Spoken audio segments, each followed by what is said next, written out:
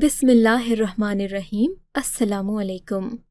میں اپنی بیٹی کے ساتھ ایک بیوہ جیسی زندگی گزار رہی تھی۔ میری 16 سالہ بیٹی جو اب کالج جانے لگی تھی اکثر اپنے باپ کے بارے میں سوال کرتی، مگر میں اسے کوئی جواب دے نہ پاتی تھی کیونکہ یہ ایک ایسا راز تھا جس سے میں فی الحال پردہ اٹھانا نہیں چاہتی تھی۔ میری بیٹی مجھ سے بہت محبت کرتی تھی۔ شام کو سونے سے پہلے میرے پاس ٹیبل پر سبھی چیزیں مہیا کر دیتی، کسی نرس کی طرح میرا خیال رکھتی تھی۔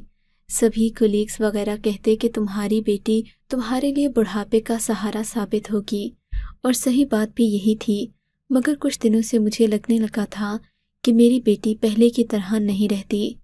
نہ اس کے چہرے پر وہ ہنسی رہتی ہے اور نہ ہی وہ زیادہ دوستوں سے ملنا جلنا پسند کرتی ہے۔ اس کے گمسم رہنے کی عادت نے مجھے پریشان کر دیا۔ آج بھی وہ میرے سامنے بیٹھی تھی، میرے ٹیبل پر چیزیں سیٹ کر رہی تھی کہ اچانک کچھ سوچ کر بولی، اماں آپ کی شادی کب ہوئی تھی؟ بیٹی تم ایسی باتیں کیوں پوچھتی رہتی ہو؟ میں نے کہا، اماں بتائے نا ابا کہاں ہوتے ہیں؟ بیٹی تمہارے ابو خدا کو پیارے ہو گئے، اب وہ ہمارے پاس کبھی نہیں آ سکتے، بہتر ہے کہ تم بھی انہیں یاد کرنا چھوڑ دو، ان کی روح کو تکلیف مت دو۔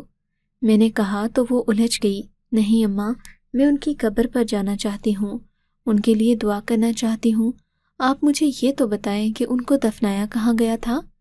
وہ تو میرے سر ہی ہو گئی، تمہیں بال سے کھال اتارنے کو کس نے کہا ہے؟ جتنی بات بتائی جائے اسی پر خاموش ہو جایا کرو۔ مجھے معمول کی طرح غصہ آ گیا۔ میری بیٹی روزانہ مجھ سے ایک ہی سوال کرتی کہ اس کا باپ کہاں ہے، اور میں روزانہ ہی اسے ٹال دیتی، مگر اب اس کی باتوں سے لگتا تھا جیسے اس سے یہ بات چھپانا مشکل ہو گیا ہے۔ اس رات میں سوئی تو رات کو پیاس کی وجہ سے آنکھ کھل گئی، پہلو میں دیکھا تو بیٹی نے، ماریا کہاں گئی ہو بیٹا؟ میں نے اسے آواز دی مگر آواز نہ آئی۔ مجھے اپنی بیٹی پر کوئی شک وغیرہ تو نہیں تھا، مگر آج کل اس کا چپ چپ رہنا اور پھر میرے کمرے میں بھی نہ آنا ایک خطرے کی علامت تھا، مگر میں نے ان باتوں کو سنجیدگی سے نہیں لیا۔ میرا خیال تھا کہ میری بیٹی کو جو بھی پریشانی ہے وقت گزرنے کے ساتھ ٹھیک ہو جائے گی، ویسے بھی میری بیٹی مضبوط اعصاب کی مالک تھی، مگر میرا اندازہ غلط نکلا۔ صبح میں اٹھی تو ماریا کہیں بھی نظر نہ آ رہی تھی۔ میں نے اسے بہت پکارا مگر اس نے جواب نہ دیا۔ تب میری نظر ڈرائنگ روم پر پڑی جس کا دروازہ اندر سے لاک تھا۔ مجھے حیرت ہوئی کہ ماریا ڈرائنگ روم میں کیا کر رہی ہے جبکہ رات کو بھی وہ کمرے میں موجود نہیں تھی۔ میں نے ماریا کے کمرے پر دستک دی، اسے بلایا، آواز دی، مگر اس نے کسی بات کا جواب نہیں دیا۔ تنگ آ کر میں نے پڑوس سے ایک آدمی کو بلایا جو بجلی کا کام بھی کرتا تھا اور کارپینٹر بھی تھا۔ اس سے پہلے کہ صغیر تالا کھولتا میری بیٹی نے اندر سے دروازہ خود ہی کھول دیا۔ میں نے دیکھا اس کی آنکھوں میں لال ڈورے دوڑ رہے تھے جبکہ چہرے پر سکون پھیلا ہوا تھا۔ کارپینٹر کو میں نے یہ بتانا مناسب نہیں سمجھا کہ میری بیٹی دروازہ کیوں نہیں کھول رہی تھی۔ میں نے اسے یہی کہا تھا کہ کمرے کی چابی نہیں مل رہی۔ میری بیٹی کو سامنے دیکھ کر وہ بھی ساری بات سمجھ گیا، اسی لیے خود ہی گھر سے باہر چلا گیا۔ دروازہ بند کرنے کے بعد میں نے ماریا کی کلاس لینا شروع کی۔ ماریا یہ کیا بدتمیزی ہے؟ میں کب سے تمہارا دروازہ بجا رہی تھی، تمہیں احساس بھی ہے کہ تمہاری بوڑھی ماں کی حالت کیا ہے؟ مجھے اپنی ہڈیوں جوڑوں کا درد یاد آنے لگا جس کی وجہ سے مجھ سے اٹھا بھی نہ جاتا تھا۔ سارا دن بستر پر پڑی رہتی، بڑی مشکل سے اپنے کاروبار کا حساب کتاب دیکھ رہی تھی۔ امی جان مجھے معاف کر دیں، مجھے پتہ ہی نہیں چل بجا رہی ہیں۔ کیوں بھئی تم ایسا کیا کام کر رہی تھیں کہ تمہیں خبر تک نہیں ہوئی کہ کوئی دروازہ پاگلوں کی طرح پیٹ رہا ہے؟ میں نے سارا غصہ اس پر نکالا۔ امی جان معاف کر دیں، آئندہ ایسا نہیں ہوگا۔ اس نے جھکی جھکی نظروں سے کہا۔ وہ تو مجھ سے نظر بھی ملا نہیں پا رہی تھی۔ اس کی ان باتوں سے مجھے اور بھی شک ہونے لگا، مگر کیا بتاؤں ان دنوں میری صحت کی حالت کیا تھی۔ ہڈیوں میں تو پہلے ہی درد تھا۔ رات کو پانی پینے اٹھی، باتھ روم میں پھسل کر گری تو میرے جسم میں ایسی چوٹیں آئیں کہ ہلنا بھی محال ہو گیا۔ اب تو لگتا تھا بقیہ زندگی بڑھاپے میں معذوری میں ہی گزرے گی۔ میری بیٹی ماریا مجھے تسلی دیتی، کہتی کہ امی جان آپ کی بیماری کچھ بھی نہیں ہے، یہ منٹوں سیکنڈوں میں حل ہو جائے گی، آپ پریشان مت ہوا کریں، میں آپ کو کبھی بیمار نہیں رہنے دوں گی۔ میں اس کی بات پر ہنس دیتی، مگر یہ میں ہی جانتی تھی کہ میرے لیے یہ وقت کتنا تکلیف دہ تھا۔ بہرحال اب میں اپنے کمرے میں ہی زیادہ تر مصروف رہتی، کتابیں پڑھتی، ٹی وی وغیرہ دیکھتی۔ میری بیٹی جب بھی آتی میرے پاس بیٹھ کر مجھ سے باتیں کرتی، میرا دل بہل جاتا۔ وہ مجھے کمرے میں چھوڑ کر اکثر باہر چلی جاتی، میں اسے آواز دیتی تو 2-3 منٹ ضرور لگا دیتی، آواز بھی نہ نکالتی، جیسے کسی نے خاموش رہنے کی ہدایت کی ہو۔ اس کی یہ باتیں مجھے الجھن میں ڈال دیتی۔ ایک دن کی بات ہے، میرے سر میں بہت درد تھا، میں نے اسے بلایا تو وہ بھاگتی ہوئے اندر کمرے میں آ گئی۔ میں نے کہا، ماریا، میرے سر میں درد ہو رہا ہے، میرا سر تو دبا دو۔ وہ خاموشی سے میرا سر دبانے لگی، منہ سے ایک لفظ بھی نہیں بولی۔ اب میں اکثر نوٹ کر رہی تھی کہ ماریا زیادہ تر خاموش رہتی ہے، میرے آواز دینے پر بھی وہ بات نہیں کرتی۔ میری بیٹی کو ہو کیا گیا ہے؟ میں دل ہی دل میں سوچتی۔ معذوروں کی طرح لیٹی آرام کرتی یا پھر اس بیٹی کا خیال رکھتی جسے میں نے بچپن میں کبھی توجہ اور محبت ہی نہیں دی تھی۔ شاید یہ اسی کا اثر تھا کہ وہ اس قدر خاموش رہنے لگی، لیکن وہ میرا بڑا خیال رکھتی، مجھے بستر سے پاؤں بھی نہ ہلانے دیتی، کہتی، آپ کو تکلیف ہو جائے گی، آپ بیٹھے آرام کریں، میں آپ کو ہر چیز یہیں پر لا کر دوں گی۔ اب میں اپنے کمرے تک محدود ہو کر رہ گئی تھی۔ میرے شکی ذہن میں طرح طرح کے سوالات آنے لگے۔ میں سوچنے لگی کہ میری بیٹی آخر مجھے کمرے سے نکلنے کیوں نہیں دیتی۔ تب ایک دن میں نے اس سے کہہ کر مارتھا کو بلایا۔ مارتھا میری پرانی جاننے والی تھی۔ میں نے اپنی بیٹی کے جانے کے بعد مارتھا سے سارے حالات کا ذکر کیا۔ کہنے لگی، تمہیں پریشان ہونے کی ضرورت نہیں، میں تمہاری بیٹی پر نظر رکھوں گی، تم چل پھر نہیں سکتی تو کیا ہوا، تمہاری آنکھیں اور کان بن کر میں اس گھر میں رہوں گی، تم بس اپنی بیٹی بن کر میں اس گھر میں رہوں گی، تم بس اپنی بیٹی سے کہہ دو کہ وہ مجھے اس گھر سے جانے کا نہ کہے اور نہ ہی ایسا سوچے کہ میں چلی جاؤں گی۔ مارتھا پر مجھے پورا یقین تھا۔ اس نے مجھے کہا کہ ہو سکتا ہے تمہاری بیٹی کسی ایسے کام میں پڑ گئی ہو جس سے نکلنا اس کا مشکل ہو رہا ہو، میں نگرانی کروں گی تو یقیناً وہ مجھ سے بچ نہیں پائے گی۔ اب مجھے مارتھا کا انتظار رہنے لگا۔ میں نے اپنی بیٹی سے کہا کہ یہ میری ایک پرانی سہیلی ہے، اس کے شوہر نے اسے گھر سے نکال دیا ہے، طلاق یافتہ ہے، بیچاری کچھ دن یہیں پر رہے گی کیونکہ اس کے پاس اور کوئی ٹھکانہ نہیں ہے، تم اس کا خیال رکھنا اور اسے اپنے ساتھ ہی رکھنا۔ ماریا مارتھا کو دیکھ کر پریشان ہو گئی، بولی، امی جان، کیا اب یہ یہیں رہیں گی؟ اس کی پریشانی کی وجہ مجھے اور مارتھا کو خوب سمجھ آ گئی تھی۔ میں نے کہا، ہاں، اب مارتھا یہیں پر رہے گی اور میں تمہیں حکم دیتی ہوں کہ ہر کام اس سے پوچھ، ایسا نہ ہو کہ تم اس کی بات نہ مانو اور پھر میری ناراضگی تمہیں برداشت کرنا پڑے۔ جی امی، بہتر ہے، جیسا آپ کہیں گی ویسا ہی ہوگا، ماریا نے کہا اور کمرے سے چلی گئی۔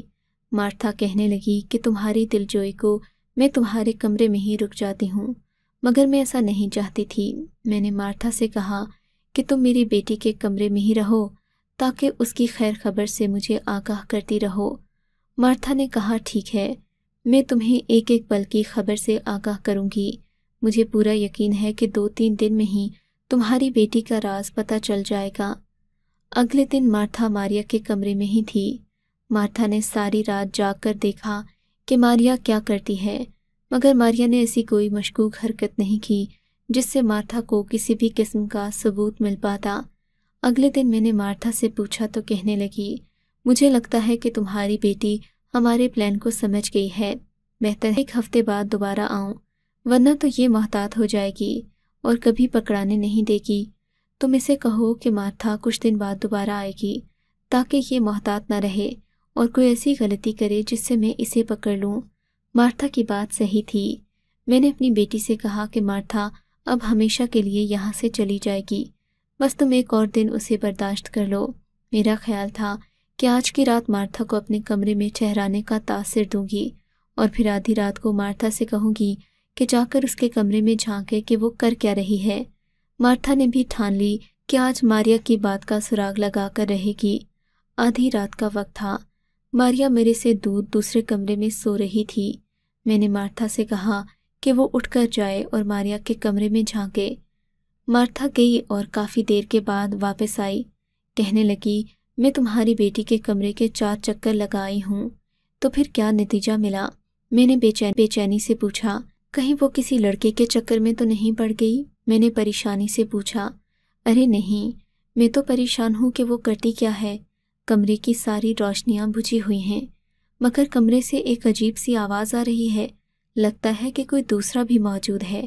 میں ایسا کرتی ہوں کہ دروازہ کھٹکھٹاؤں گی، اگر اس نے کھول لیا تو اس کا مطلب کہ وہ اکیلی ہے، اگر نہ کھولا تو پھر تم سمجھ جانا۔ مارتھا نے کہا۔ ہاں چلو صحیح ہے، تم جاؤ اس کا دروازہ بجاؤ، کہو کہ میری طبیعت خراب ہے۔ میری ہدایت پر مارتھا چلی گئی۔ اس نے ماریا کو ڈرانے کی اسکیم بنا لی تھی۔ دروازہ بجایا اور ماریا سے کہا کہ تمہاری ماں تمہیں بلا رہی ہے، سخت تکلیف میں ہے۔ ماریا نے جلدی سے دروازہ کھولا اور بھاگتی ہوئی میری طرف آئی۔ مارتھا جب تک اس کے کمرے کی تلاشی لینے لگی۔ ماریا میرے پاس آئی، میں نے اس کو کافی دیر اپنے پاس بٹھائے رکھا، بتایا کہ میں بہت پریشان ہوں آج کل تمہاری باتوں کی وجہ سے مجھے چین کی نیند نہیں آتی۔ میری باتیں سن کر ماریا افسوس سے رونے لگی۔ امی جان، آپ کو پریشان کرنا میرا مقصد نہیں، آپ بتائیں مجھ سے کیا کوتاہی ہوئی ہے؟ ماریا مجھ سے ہاتھ جوڑے پوچھ رہی تھی، مگر میں اسے بتا نہیں پا رہی تھی کہ مجھے اس پر کیا شک ہے۔ بہرحال تھوڑی دیر بعد مارتھا آ گئی۔ اس نے مجھے اشارہ کیا تو میں نے ماریا کو جانے کا کہا۔ ماریا کے جانے کے بعد مارتھا نے بتایا کہ ماریا کے کمرے میں ایسی کوئی مشکوک چیز نہیں جس سے ہم اس پر شک کریں یا پھر یہ بات کہیں کہ وہ کسی لڑکے سے بات چیت کرتی ہے، کیونکہ اس کے پاس تو فون بھی نہیں ہے۔ مارتھا کی بات اپنی جگہ صحیح تھی، مگر میری بیٹی کا بدلا ہوا رویہ بلا وجہ نہیں ہو سکتا تھا۔ اگلے دن مارتھا نے چلے جانا تھا۔ مارتھا کے جانے کے بعد ماریا میرے کمرے میں آ گئی، کہنے لگی امی جان مجھے اچھا نہیں لگتا کہ میرے ہوتے ہوئے سوئیں، البتہ مجھے کوئی پڑھائی کرنا ہوگی تو میں رات کو اٹھ کر اپنے کمرے میں چلی جاؤں گی۔ اب بھی مجھے ماریا کا مقصد سمجھ میں نہ آ رہا تھا۔ بہرحال میں نے ماریا کو اپنے کمرے میں بٹھا لیا۔ اب وہ رات بھر مجھے کہانیاں سناتی اور کبھی طرح طرح کی چیزیں کھلانے کی کوشش کرتی۔ ایک دن مجھے چوٹ سی آ گئی۔ ماریا کہنے لگی امی جان آپ کو ہلدی والا دودھ پلاؤں گی، اس سے آپ ٹھیک ہو جائیں گی، آپ کو کبھی کوئی بیماری نہیں ہوگی۔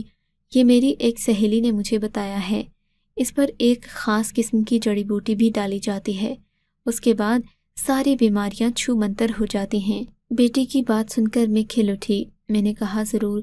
اب ماریا میرا اور بھی خیال رکھنے لگی۔ وہ دودھ کا گلاس لے کر آئی جس میں ہلدی ملی ہوئی تھی۔ میں نے ایک ایک گھونٹ کر کے دودھ پیا۔ ایسا لگ رہا تھا جیسے میرے جوڑوں میں سکون اترتا جا رہا ہو۔ دودھ کا پیالہ ختم ہونے کے بعد مجھے گہری رات کو میں بہت پرسکون انداز میں سوئی۔